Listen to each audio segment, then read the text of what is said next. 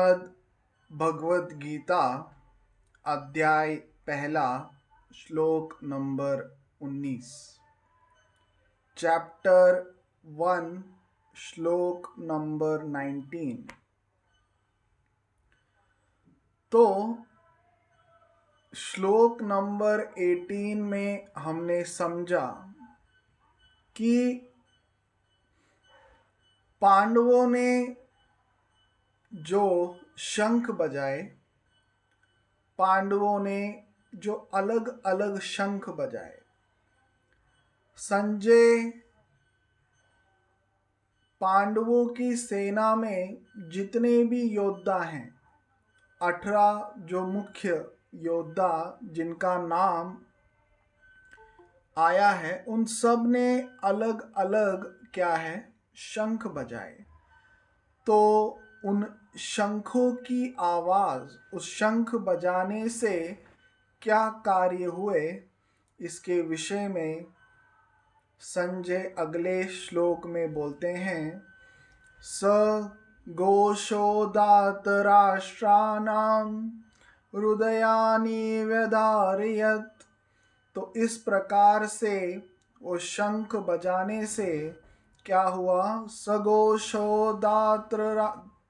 सघोषोदात्र राष्ट्राणां हृदयानि व्यधारयत्। धातराष्ट्राणां मतलब धृतराष्ट्र से संबंधित जो उसके संबंधी हैं, उसके जो पुत्र हैं, जो बाकी राजा जो कौरव सेना की तरफ से युद्ध लड़ रहे हैं, उनके हृदय सघोषो मतलब वो शंख की जो आवाज़ है उस ध्वनि से और उसकी प्रतिध्वनि से क्या हुआ, धृतराष्ट्र के पुत्र और बाकी राजाएं जो हैं उनके हृदयानि व्यधारयत्, उनके हृदय विदीर्ण हो गए। जैसे शस्त्रों से किसी का हृदय विदीर्ण करते हैं, उसी प्रकार से पांडवों ने ये जो शंख बजाए, ये जो भयंकर उससे जो आवाज़ हुई, वो जो विशाल आवाज़, गहरी आवाज़ उससे निर्माण हुई, और वो आवाज़ क्या हो गई, पृथ्वी और आकाश के बीच में वो आवाज़ गूंजने लगी।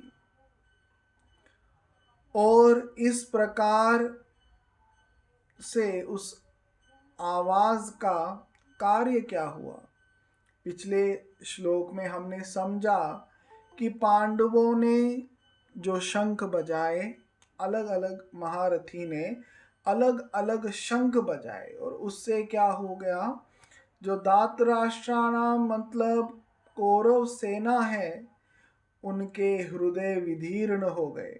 जैसे एक शस्त्र से क्या है, किसी का हृदय विदीर्ण हो जाता है, उससे जो पीड़ा होती है, उस प्रकार की पीड़ा इस शंख ध्वनि से उनके मन में निर्माण हुई है।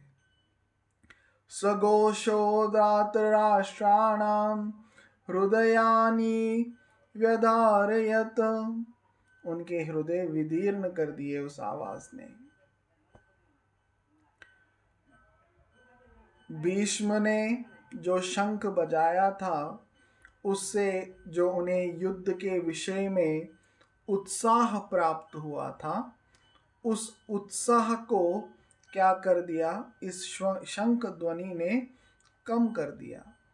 देखा जाए यहाँ पर एक शंखा निर्माण होती है कि पांडवों की सेना ये 7 अक्षोणी है और कौरवों की सेना कितनी है, 11 अक्षोणी।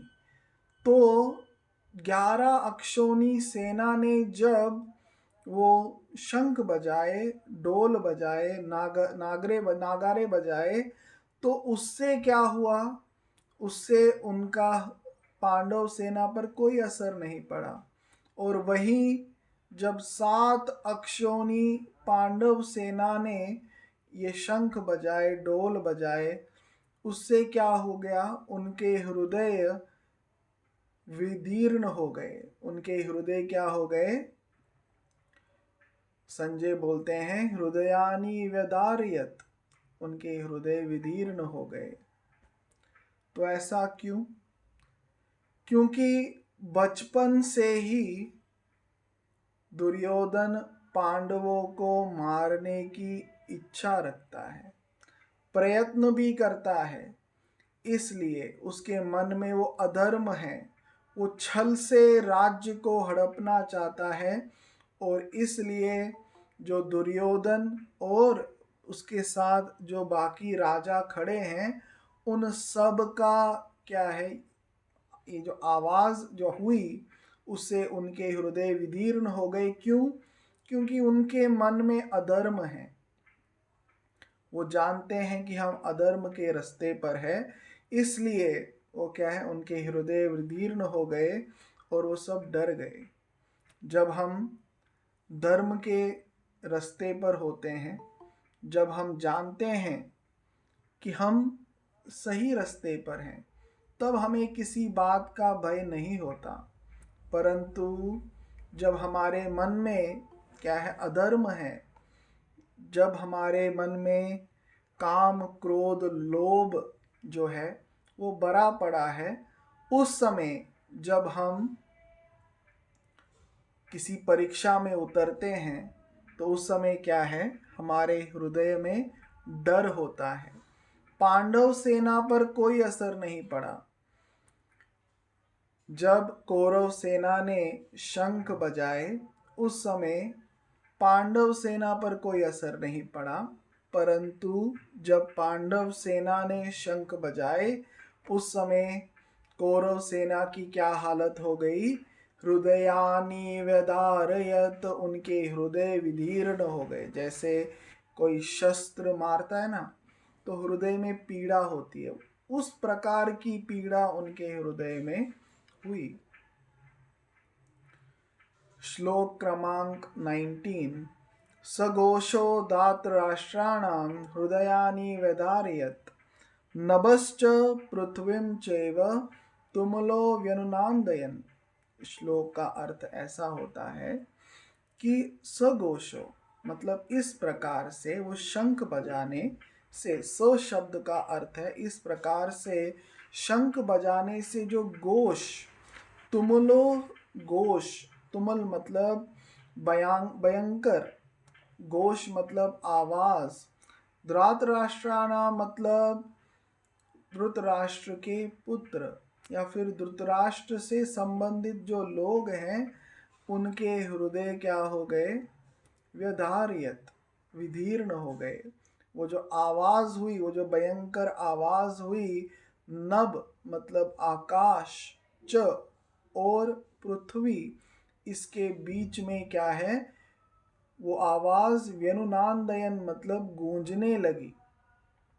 वो शंख की आवाज पृथ्वी और आकाश के बीच में गूंजने लगी, और उससे क्या हो गया, उस आवाज से, उस भयंकर आवाज से कौरवों के और पांडवों के, कौरवों के जो है हृदय वो क्या हो गए? विदीर्ण हो गए। मतलब उनके मन में जो उत्साह निर्माण हुआ था युद्ध करने के लिए, वो उत्साह खत्म हो गया। पांडवों की सेना देखकर वो सब उत्साह जो था वो खत्म हो गया।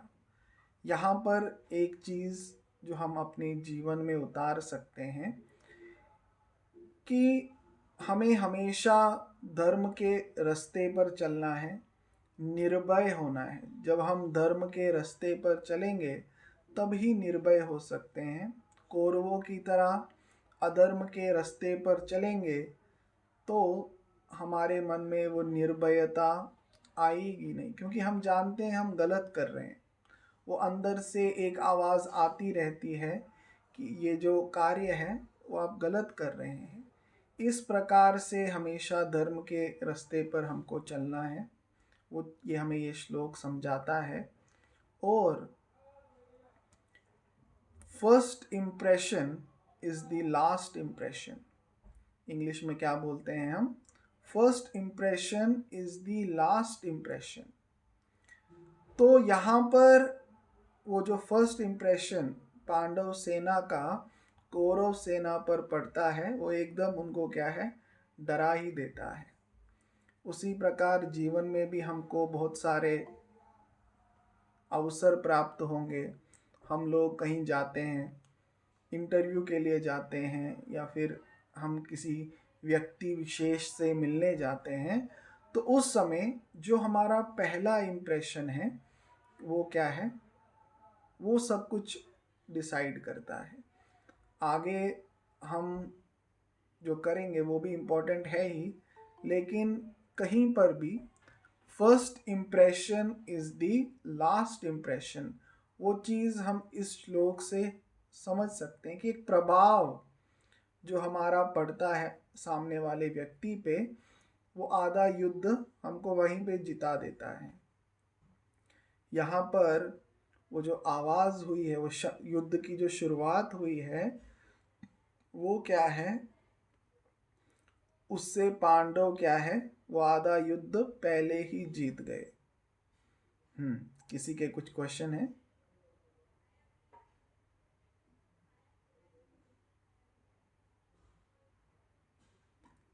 तो धृतराष्ट्र ने जो प्रश्न पूछा था पहले श्लोक में, उसका उत्तर अब संजय ने दे दिया कि मेरे और पांडु के पुत्र ने क्या किया। इस प्रश्न का उत्तर किसने दे दिया? संजय ने अब दे दिया। अब अगले श्लोक में संजय कौन से दृश्य का वर्णन करते हैं? तो श्रीमद् भगवत गीता बोलने की शुरुआत जहाँ से हुई उसका वर्णन अगले श्लोक में संजय करते हैं। आज के लिए इतना ही। सबको दंडवत प्रणाम। धन्यवाद।